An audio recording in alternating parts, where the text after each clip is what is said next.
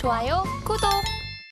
아침 8시 반입니다. 매일 아침 8시 반 저희 서울경제TV에서 센티멘탈 대 펀더멘탈 코너를 계속적으로 하고 있습니다. 많은 분들이 봐주시고 있어가지고 감사를 드리고요. 오늘도 센티멘탈, 펀더멘탈 한 종목씩 말씀을 드리겠습니다. 센티멘탈 주식으로 덕산 네오록스, 그리고 펀더멘탈 주식으로 서현이화, 이렇게 두 종목을 준비해 봤습니다. 자, 덕산 네오록스부터 먼저 들어가 보겠습니다. 덕산 네오록스 기본적으로 OLED 유기 발광 다이오드를 기존에 많이 했었죠. 근데 최근에는 이제 블랙 PDL 이쪽으로 이제 가고 있는 이런 회사입니다. 그래서 여러분들이 이제 많이 좋아하실 수 있는 이런 회사가 될 수 있을 것 같은데요.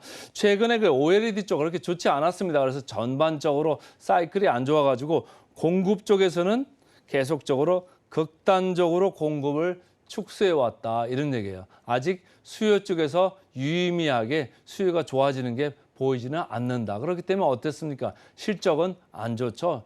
상반기의 실적은 안 좋다고 기본적으로 깔고 이렇게 가시고 주가도 최근까지 그렇게 반응을 보여왔댔습니다. 근데 최근에 주가가 조금 반응이 있는 것 같습니다. 그래서 제가 골라왔고요. 요 세 번째 보시면은 다만 이제 최근 삼성 디스플레이에서 8.6세대 신규 투자를 24년 이후에 IT용 OLED 이쪽으로 이제 TV 쪽도 그렇고요. 핸드폰도 그렇고 이쪽으로 갈 그런 모양입니다. 그래서 이쪽에서 덕산 네오록스가 이렇게 많이 수혜를 볼 수 있다. 이런 생각을 하면서 외국인과 기관은 미리부터 좀 사들어오고 있는 거죠. 그다음 미래에셋증권에서 나온 리포트를 일부 가져왔습니다. 소제목을 보시면 상반기 최악이었다. 최악의 상반기는 그런데 이제 지나가고 있다. 이렇게 이제 얘기를 했고요. 특히 이 두 번째 줄 보시면 하반기 실적 개선폭이 클 거다. 이렇게 얘기를 했습니다. 하반기 숫자 보시면 말이죠. 전반기, 상반기 대비해서 매출이 52%나 이렇게 늘어날 거다.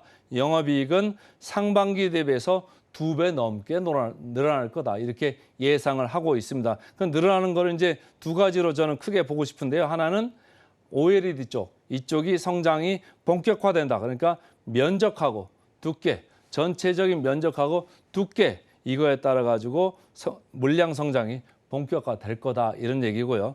두 번째는 블랙 PDL입니다. 이따가도 말씀을 드리겠습니다만 블랙 PDL, 유기 발광 다이오드, OLED하고 달리 블랙 PDL은 비발광입니다. 비발광. 이 안에서 이미 뭐 블랙이라는 게 있기 때문에 필요 없습니다. 그래서 예전에는 편광판 같이 이렇게 빛의 각도를 조절해주는 그런 게 필요했는데 그게 없으니까 어떻습니까? 두께가 좀 얇아질 수 있습니다. 그리고 OLED하고 합쳐가지고 같이 좀 작용을 하기 때문에 여러 군데서 적용을 확대할 수 있다. 특히 연말 가면서 한번 보자 이런 얘기죠. 그러니까 연말 가면서 모멘텀이 생겨날 수 있다. 이 블랙 PDL 같은 경우는 도레이 첨단 소재라는 데서는 이미 예전에는 독점을 했던 이런 사업입니다. 그런데 이 덕산 네오록스에서 2년 전부터 개발을 해가지고 신사업으로 장착을 한 그런 사업 부분이 되겠습니다. 키움증권에서 리포트가 나왔죠. 키움증권에서는 OLED 확장 사이클을 좀 기대해보자 이런 얘기예요. 지금까지는 별로 안 좋습니다만은 계속적으로 좋은 부분을 지금 생각하는 거죠. 자, 24년도에 OLED 아이패드 출시 기대감 이런 거가 이제 시장이 커지는 그런 계기가 될 수 있다 이런 얘기는 하는 거고 기존의 갤럭시 Z 폴드 모델 이쪽에도 이제 적용이 될 수 있다 이런 얘기를 하는 거예요. 그러니까 전체적으로 OLED 쪽에 조금 시장이 지금보다는 활성화될 수 있다 이런 얘기를 하는 거고요. 두 번째로 보셔야 될 부분이죠. 블랙 PDL 여기도 폴더블 스마트폰 그리고 IT OLED 패널 출하량 확대에 따라 가지고 같이 붙여서 나가니까 출하량 확대가 이어질 수 있다 이런 모멘텀을 보자 이런 얘기를 하는 거죠. 자, 주가 보겠습니다. 주가 최근에 연초에 34,000원 하던 게 51,000원까지 갔다가 쭉 이렇게 밀렸었죠.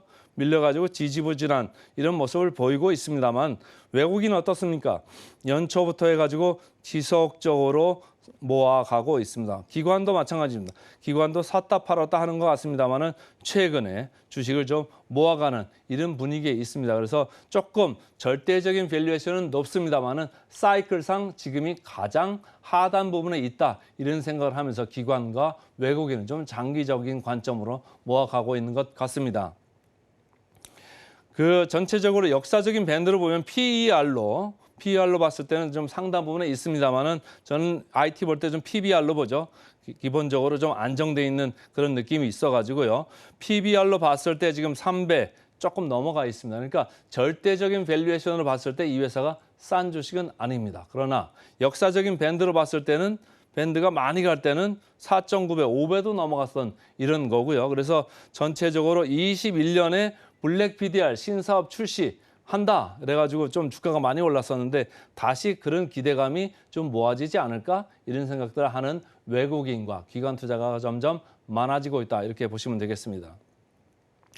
목표 주가 보겠습니다. 목표 주가 최근에 조금 올라갔죠. 3주 전부터 올라가네요. 3주 전부터 서서히 목표 주가가 이렇게 올라가고 있습니다. 그래서 목표 주가 대비해서 14% 정도 남았습니다. 그러니까 목표 주가 대비해서 상방은 좀 많지는 않죠. 14%. 그러니까 주가가 조금 밀릴 수 있으면 다시 보실 찬스가 있겠다. 이렇게 생각이 들어서 오늘은 센티멘탈로 덕산 네오록스부터 말씀을 드렸습니다.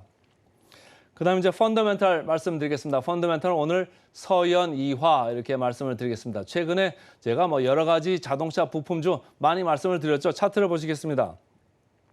사실은 자동차 완성차 업체 중에서 제가 계속 강조드렸던 거는 기아입니다. 기아도 싸고 현대차도 쌉니다. 현대차는 또 걷다가 배당 수익률까지 뭐 한 3%에서 3.5% 이렇게 주기 때문에 대단히 싼 완성차 업체 두 개가 되겠습니다. 그런데 자동차 부품 업체 중에서는 제가 계속적으로 화신 좋습니다. 좋습니다 해가지고 계속 이렇게 좋다고 말씀을 드렸었고 명신산업도 좋습니다. 좋습니다 했고 어제도 주가가 좀 올랐죠. 성우하이텍도 저희가 최근에 계속 말씀을 드렸습니다. 성우하이텍도 주가가 좋습니다. 오늘은 이제 마침내 빨간 줄로 표현된 서연이화 말씀드리겠습니다. 서연이화 계속적으로 이렇게 좋습니다. 그래서 저희가 볼 때 자동차 부품주 그러면 이 네 개만 보시면 됩니다. 이 네 개 중에서 좋아하시는 부분 아니면 주가가 좀 덜 올랐다고 생각하시는 부분을 보시면 되겠습니다. 다 펀더멘탈로 쌉니다.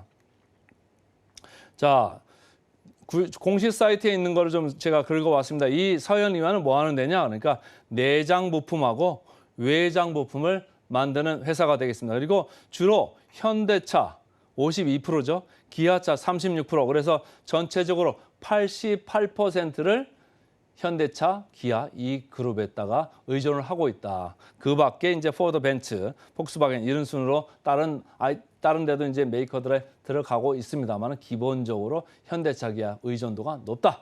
이런 얘기고 지역적으로 봤을 때도 한국 다음으로 유럽입니다. 그다음에 인도, 뭐 북미 이렇게 돼 있습니다. 그런데 과거에 중국이 좀 많았었는데 중국 우려감이 좀 있었죠. 중국이 현재 1.6%로 많이 쪼그라들었습니다. 자, 금방 했던 얘기를 다시 말씀을 드리면요. 중국 매출 비중 1%로 됐고 인도, 미국, 멕시코 등으로 성장 동력을 지금 확보 중에 있다 이런 얘기예요. 특히 미국 쪽에 이제 이쪽으로 공장이 들어가죠. 그래서 공장이 들어가니까 따라 들어가 가지고 현대차, 기아 하는 물량도 이제 받을 거고 다른 이제 북미 업체, 전기차 업체에 들어간 물량도 여기서 확보할 수 있다 이런 생각을 하는 거죠. 자, 보겠습니다. 특정 고객사 현대차하고 기아를 얘기하는 거죠. 여기에 비중이 높습니다. 이건 단점이네. 무슨 얘기냐면 우리가 밸류에이션을 쳐줄 때 이렇게 한쪽의 비중이 높다? 그러면 디스카운트를 많이 해줍니다. 그러니까 자동차 업체들이 상당히 밸류에이션 디스카운트가 많이 냈었습니다. 최근에 그런데 이 디스카운트가 많이 해소가 되고 있다. 그러니까 어땠습니까? 자동차 부품 업체의 주가 행보가 완성차 주가 행보보다 거의 2배 이상 이렇게 가는 그런 경우를 많이 봤거든요. 그러니까 아까 말씀드린 자동차 부품에서 4개가 거의 주가 행보가 비슷합니다. 자동차 완성차 업체보다 주가 행보가 더 좋았다. 그리고 앞으로도 더 좋을 수 있다. 감안해서 보시면 좋을 수 있을 것 같습니다. 그리고 이제 모멘텀으로 이제 하나를 말씀을 드리면 유진투자증권에서 말씀을 하고 있는데요. 하반기에 SUV 모델 산타페가 나오는데 여기 출시 효과가 좀 클 거다. 그러니까 여기에서 오는 모멘텀이 좀 있을 수 있다. 이걸 감안하시면서 보시면 좋고요. 주가 차트로 보시면 최근에 주가 5월 12일쯤에 22,850원까지 급등을 했다가 좀 밀렸었죠. 다시 여기서 지지를 받고 올라가는 모습입니다. 그래서 어제 2만 원을 터치해서 제 레이더에 다시 걸렸다. 이렇게 보시면 되고 외국인 기관 같이 사들어오고 있습니다. 전체적으로 봤을 때 주가가 이미 주가 재평가는 진행 중에 있다. 이렇게 보시고 상단 부분에 와 있습니다만 추가 여지가 약간 남아 있을 수 있다. 이렇게 생각을 하시면 좋고요. 목표 주가 그러나 6주 전부터 제자리에 있습니다. 26,000원 제자리에 있는데 목표 주가 대비 여력 얼마 있을까요? 30% 있습니다. 근데 30% 다는 좀 어려울 것 같지만 뭐 15에서 20% 추가적으로 상방은 열려 있다. 그래서 오늘은 센티멘탈로 덕산 네오록스 펀더멘탈로 서현 이화 두 종목 말씀드렸습니다.